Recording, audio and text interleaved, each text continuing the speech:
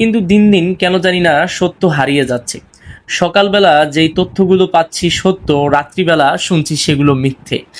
আমরা এখন যে হরহামেশা বিজ্ঞাপনগুলো দেখি, বলা হয় এই প্রোডাক্টটা আমার জীবনের এই সমস্যার সমাধান করবে, এই প্রোডাক্টটা নিলে ভাই আপনার বাসায় এই সমস্যার সমাধান হবে। যখন এগুলো নিয়ে আমরা ডিপ থিঙ্ক করি, পর্যালোচনা করি, তখন দেখি যে আসলে এখানে অনেকটা মিথ্যার ছোঁয়া রয়েছে, সঠিকভাবে জিনিসগুলো কাজ করে না। কেন এরকম হচ্ছে? আমাদেরকে এখন ইনফরমেশন এমনভাবে দেওয়া হচ্ছে কিছু সত্য, কিছু মিথ্যা, এবং এইভাবে মিল করে আমাদেরকে এখন তথ্য দেওয়া হচ্ছে, তথ্য দেখানো হচ্ছে, কিন্তু আলটিমেটলি বলা হচ্ছে কিন্তু মিথ্যাই।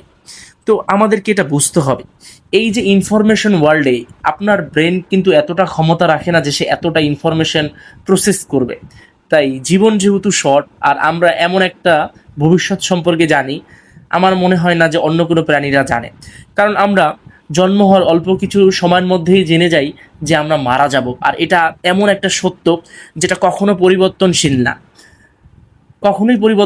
না। তো আমরা জানি আমরা মারা যাব, আর আমাদের কাছে রয়েছে অল্প সময়, আর এই অল্প সময়ের মধ্যে আমাদের এত বিজ্ঞাপন দেখতে হয়, এত নিউজ খবর শুনতে হয়, যেগুলো আসলে হয়ে থাকে বেশিরভাগ সময় বললাম না। তো আমাদের এখন কি করণীয় উচিত?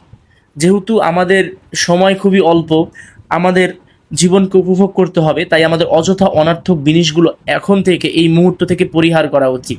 আমরা ওই জিনিসগুলোই করব যেগুলো আমাদের জীবন উপভোগ করতে সাহায্য করবে। আপনি ইনফরমেশন নিন, সঠিকটা নিন, যেটা আপনার জীবনের কাজে লাগবে। অযথা অনর্থক ইনফরমেশন নেবেন না।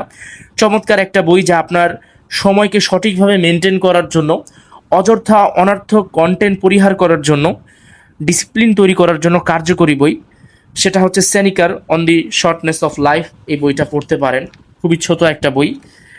তবে এখানে কিছু বিষয় আপনাদের মাথায় রাখা উচিত। আমি যে কথাগুলো বলেছি হয়তো বা আপনারা অনেকেই বিষয়গুলো বুঝতে না পারেন, তবে কিন্তু দিন দিন সত্য হারিয়ে যাচ্ছে। আমরা আগের মতো সত্যকে দেখতে পাচ্ছি না। সত্যের সাথে যে প্রতিবাদ করব, সত্য নিয়ে যে আগাবো, এটাও আমরা করতে পারছি না, কারণ আমরা সত্য তো প্রথম থেকেই হারিয়ে ফেলেছি। কেন আমাদের মধ্যে সে ধরনের শক্তি নেই?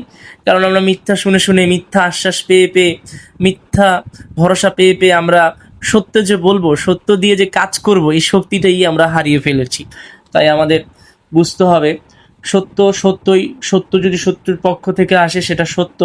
তাই আপনি কন্টেন্ট দেখার সময়, আপনার বাস্তব জীবনে যা করছেন প্রত্যেকটা জিনিস করার সময় সত্যের অনুসন্ধান করুন, সত্য দিয়ে জিনিসটা বোঝার চেষ্টা করুন, সত্য দিয়ে জাস্টিফাই করার চেষ্টা করুন।